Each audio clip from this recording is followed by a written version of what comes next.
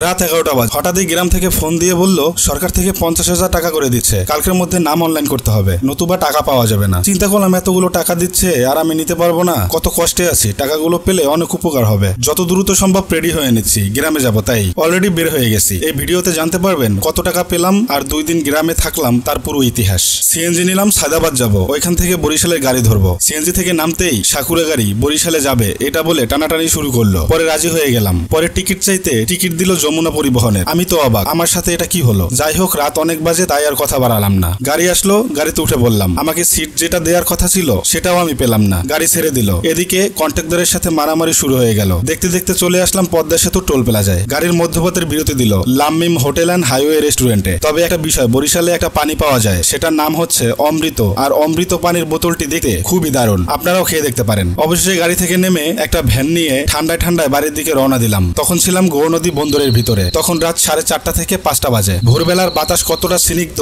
যারা ফজরের নামাজ পড়ে একমাত্র তারাই বুঝতে পারবে। প্রায় 4 ঘন্টার অপেক্ষার শেষে বাড়ির গেটে এসে নামলাম। রোজার ঈদে বাড়িতে যাইনি, তাই অনেকদিন পরে বাড়িতে এসে ভালোই লাগছে। মাথায় শুধু ঘুরছে কখন 50,000 টাকা অনলাইন করব। যেহেতু সারা রাত ঘুম হয়নি, তাই চোখ আর মেলে রাখতে পারিনি। চোখ এমনিতেই বুঝে আসছিল, তাই ঘুমিয়ে পড়লাম। সকাল হলো, আর এই সুন্দর সকালটা অনেকদিন উপভোগ করিনি। গ্রামের সকাল খুব সুন্দর হয়, যাদের গ্রামে বাড়ি আছে তারা অবশ্যই এটি জানবেন। ঘর থেকে বের হতেই চাচা আর চাচি ধান সিদ্ধ করার জন্য তাবালে ধান ঢাললো। আবারও সেই ছোটবেলার কথা মনে পড়ে গেল, তাই তাদের সাথে কথা বলতে বলতে কিছুক্ষণ উপভোগ করলাম। আর এই দৃশ্যটা আমার খুব ভালো লাগছিল তখন। সুন্দর সকালে পাখিদের কিচিমিচি আমার মনকে আরো সুন্দর করে তুললো। সকালের নাস্তা শেষে সরকারি অনুদানের 50,000 টাকা অনলাইন করার জন্য ক্লাবের দিকে যাচ্ছিলাম। গিয়ে দেখলাম পুরুষের থেকে মহিলাদের সংখ্যা অনেক বেশি। একজনের সাথে কথা বললাম, বলল গোসল করে খাওয়া দাওয়া শেষে কাগজ নিয়ে চলে আসুন, এর মধ্যে মহিলাদের কাজ শেষ হোক। ভদ্র মানুষ, আমি কি আর জোর করতে পারি? আমিও চলে আসলাম বাসার দিকে। মা খাবার দিল। কতদিন হয়ে গেল মায়ের হাতের খাবার খাই না। আর এইদিকে বাবা ঘরের রং করেই যাচ্ছে।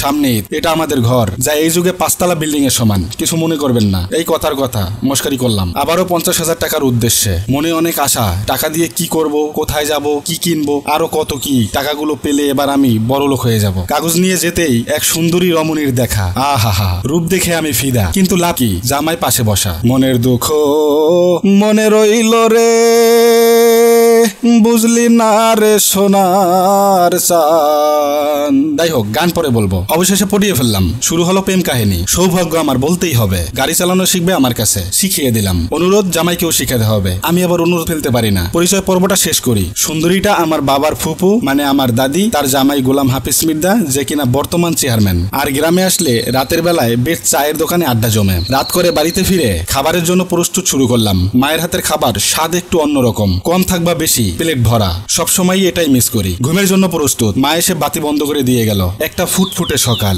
যেটা প্রবাসী সবাই মিস করে। সকালের খাবার ইলিশ মাছ ভাজি আর ভাত। পরে গ্রাম ঘুরতে বের হলাম। গ্রামের চারপাশটা দেখতে শুরু করলাম। এ যেন এক সবুজের সমাহার। বারটা ছিল শুক্রবার, তাই জুমার নামাজ পড়তে রওনা দিলাম। অনেকদিন হয়ে গেল নিজেদের মসজিদে নামাজ আদায় করি না। এক কথায় ঈদ ছাড়া নামাজ আদায় করা হয় না এই মসজিদে। আপনাদের জন্য দোয়া করে দিলাম। আজকে ঢাকা যাব, তাই মায়ের হাতে শেষ খাবারটা খাওয়ার জন্য প্রস্তুতি শুরু করলাম। অবশেষে ঢাকার উদ্দেশ্যে ঘর ছাড়া। আমার নামটি অনলাইন হওয়ার পরে টাকা পেলে অবশ্যই মিষ্টি খাওয়াবো আপনাদের, জানি না পাবো কিনা। সরকারি অনুদান বলে কথা। দেখা হচ্ছে অন্য ভিডিওতে। চ্যানেলটি ফলো করবেন, লাইক দিয়ে পাশে থাকবেন। সবাইকে অসংখ্য ধন্যবাদ পুরো ব্লগটির সাথে থাকার জন্য। আসসালামু আলাইকুম।